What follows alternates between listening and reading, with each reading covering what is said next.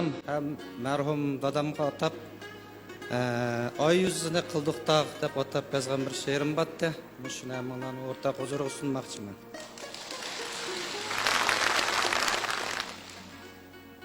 Ay yüzüne kıldıktaq.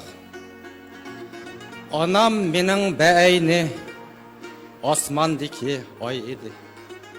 Dadam mening beyni chapchib turgan tay edi.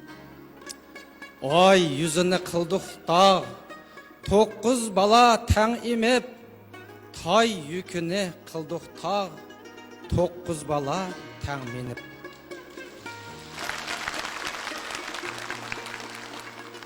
Boyu gülti anamның, bergi emdi suluptu, kolu gülti dadamның, toğraqdakla kuruptu. Ökünümen anamның, boylarıga qarısam, yükünümen dadamның, kollarıga qarısam. Olqalları ularның, yerik emasmı, şu yeriklar rızkımız, aqqan erik emasmı. Mаңлайлары ularның, sızık emasmı, şu sızıkla muşakkat çekken yizik emasmı.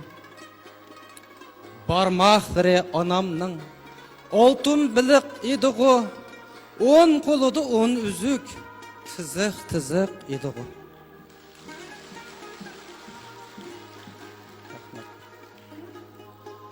Qamatları dadamның, beyni tağ idiğu, rahatları anamның, rahatlik bağ idiğu.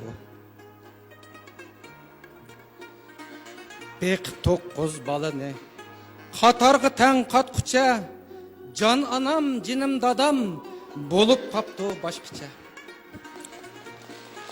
Sanap baksam ulanın, 30 buptu nevrisi, osmandaki bir sanak, yoltuz buptu cebrisi. Ana desem bulduklar, dildin mehir bulukum, dada desem bıxlaydı, mınlap